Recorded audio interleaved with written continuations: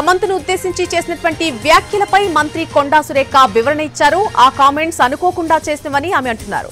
Samantha tweet చూసి బాధపడ్డాన్ని, తనకు జరిగిన అవమానం వేరొకరికి జరగకూడదనే ఆ వ్యాఖ్యలను వెనక్కి తీసుకున్నాన్ని కొండా సురేఖ చెప్పుకొచ్చారు. అయితే కేటీఆర్ విషయంలో మాత్రం వెనక్కి తగ్గేది లేదని అంటున్నారు సురేఖ. కేటీఆరే తనకు క్షమాపణలు చెప్పాలని ఆమె డిమాండ్ చేస్తున్నారు.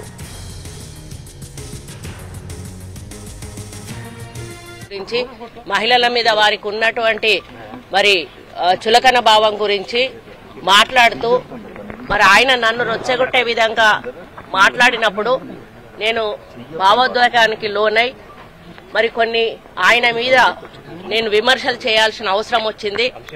ఆ సందర్భంలో నాకు ఇంకెవరి మీద కూడా వ్యక్తిగత ద్వేషం గాని మరి వ్యక్తిగత కోపం గాని లేదు. అనుకోని ఆ సందర్భంలో ఒక కుటుంబం మాట నేను తీయడం ఏదైతే ఉందో అది అనుకోకుండా నా నోటి నుంచి జరగడం జరిగింది. ఆ తర్వాత వారి ట్వీట్ చూసిన తర్వాత నేను కూడా చాలా బాధపడ్డాను. ఎందుకంటే ఏ విషయంలో నేనైతే బాధపడతా ఉన్నానో ఆ విషయంలో నేను ఇంకొకరిని నొప్పించాను అని తెలిసి రాత్రి వెంటనే మరి దాన్ని వెనక్కి తీసుకుంటూ నేను ట్వీట్ చేయడం జరిగింది.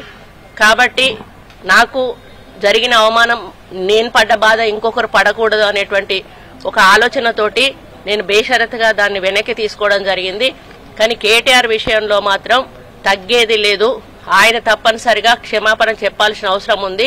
ఆయనే చేసేదంతా చేసి ఈ రోజు నన్ను క్షమాపణ చెప్పాలి అని డిమాండ్ చేయడం ఏదైతే ఉందో మరి దొంగ దొంగ అని తనే దొంగ అని అరిచినట్టుగా ఉంది. ఆ విషయంలో మాత్రం ఎట్టి పరిస్థితుల్లో కూడా వెనక్కి తగ్గేది లేదు.